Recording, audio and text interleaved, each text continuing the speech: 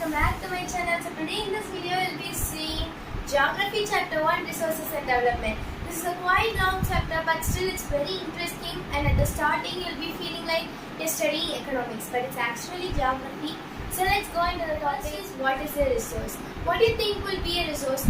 So in the previous grades we have studied that anything around you which is satisfying your need is a resource. So he'll be studying here the same thing but with a little bit extra key terms. So what are the key terms? Anything around us which satisfy our needs and is technologically accessible, economically feasible and culturally acceptable.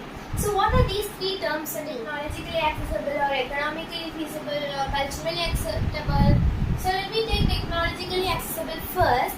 So first, anything around you which is a resource must be technologically accessible. What is technologically accessible? It should be molded by technology. So say if you take a raw bowl, could you wear it as an ornament as a raw bowl? No, right? It should be molded by technology, and then only then you could make it as an ornament and you could wear it. Likewise, everything must be molded out by technology. So that is technologically accessible. So next is economically feasible. So every resource, every product should be like every people could be affordable of it. Like only the rich people can afford this resource. Only the poor people can afford this resource. It should not be like that. Every people are equal in affording the resource. That is economically feasible. Everybody are equal in obtaining or like using the resource. So next is culturally acceptable. So anything we say it as resource must be culturally acceptable. It should not like opposing the culture. It should not be like opposing the culture. That is culturally. So this is what we say it as a resource. So it should be technologically accessible, economically feasible and culturally acceptable. Got it? So next I have got a easy way to memorize that interdependent relationships are there between nature, technology and institutions connected by human beings. So human beings interact with nature with the help of technology, and this helps to accelerate the economic development, creating institutions. Hope you understood. What I mean is, when human beings are able to interact with nature with the help of technology, that is, the nature is made as a resource with the help of technology by humans, and this evolved or molded resource is being helped to develop the economic development with the help of institutions. Hope you understood. So next thing is, we will be seeing the classifications of resources. So here are the classifications of resources. So we can divide resources broadly as natural and human. So first coming to human. So human made we can divide as structures and institutions and quality and quantity. Structures and institutions are structures and infrastructures and institutions made by human beings, and then quality and quantity. Their quality as well as their quantity. So everything comes under human made. So next thing is natural. So what do you mean by natural? So there are two broad classifications under natural, that is renewable and non-renewable. So under renewable you get continuous and biological. Continuous in the sense resources which are still moving, like say air or wind, water or in flow continuously. So that is continuous. And biological, again we are dividing into natural and wildlife. Biological, biome itself which has life. So in that we will say natural in the sense like natural vegetation like plants and those. Then wildlife in the sense animals, humans and whatever except plants. So next thing is non-renewable. We are dividing it into recyclable and non-recyclable. Non-renewable in the sense which takes time to be created again. And then recyclable means which we can recycle again. Say for plastics we can recycle them. So non-recyclable in the sense which cannot be again recycled and used. So that is non-recyclable. So now I hope you could understand the classifications of resources. So next we will see the division of resources based on origin, exhaustibility, ownership and status of development. Next thing is here. So resources on basis of origin, then exhaustibility, ownership, and status of development. So explanation for this topic is given in the old book, whereas the current 2024-25 batch doesn't have the explanation for this topic, and I will share you the explanation content for this. So first let's see the basis of origin. So on basis of origin we divide it as biotic and abiotic. Just now we saw biotic which has life. So biotic we can say it as natural vegetation and wildlife. Then abiotic is which is not living. Everything around you except living beings. Yes? Like take this board is abiotic resource, and this say book is abiotic resource and whatever. So next, basis of exhaustibility. So on the basis of exhaustibility, you can divide it as renewable and non-renewable. Just now we saw what is it too.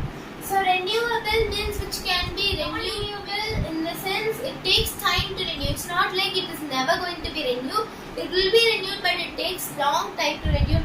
Like say let's take petroleum, coal. So it takes time to form again, right? Once the petroleum is exhausted, again it takes millions of years to form again. So that comes under the category of non-renewable. So next, let's see that on the basis of ownership.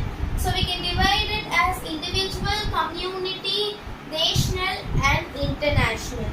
So first, on the basis of individual, resource which are owned by an individual person, we say it as individual ownership resource.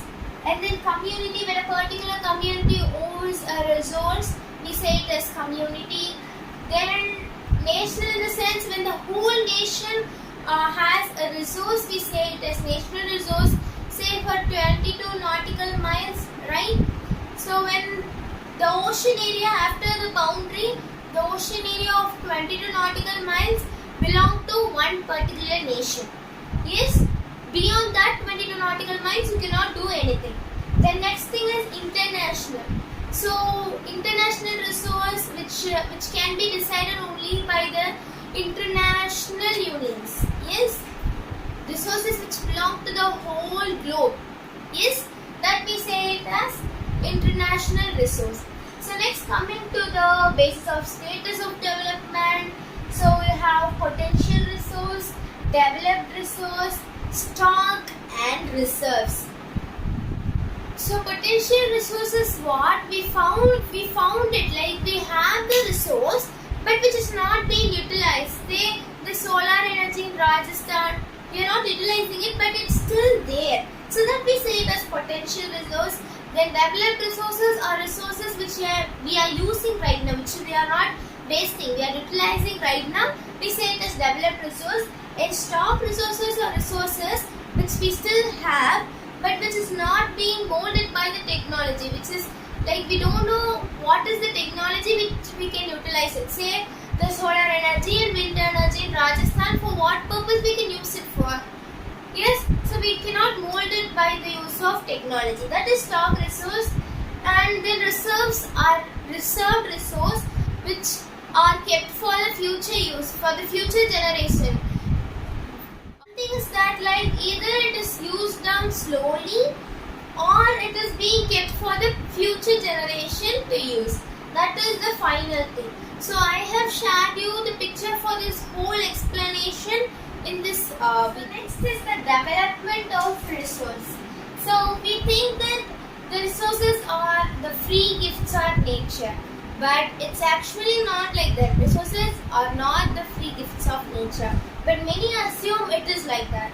So because of this, there were many people who use the resources indiscriminately. So this led to problems such as these.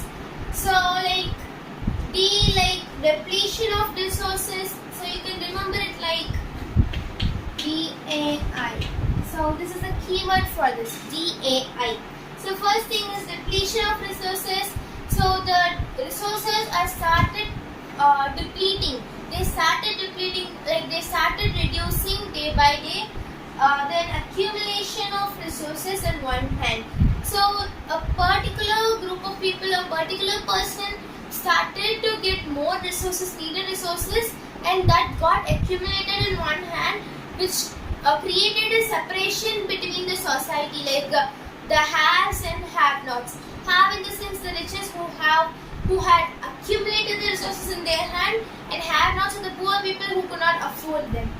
Then indiscriminate exploitation.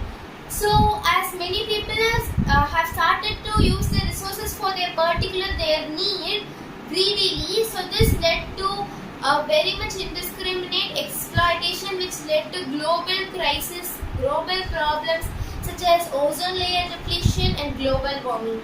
So these are the problems of development of resource, which is actually thought as the greediness and the free gifts of nature, but that's not true. Till here the part 1 is over, and the next video will be seeing the upcoming topics like sustainable development, Agenda 21 and Rio de Janeiro.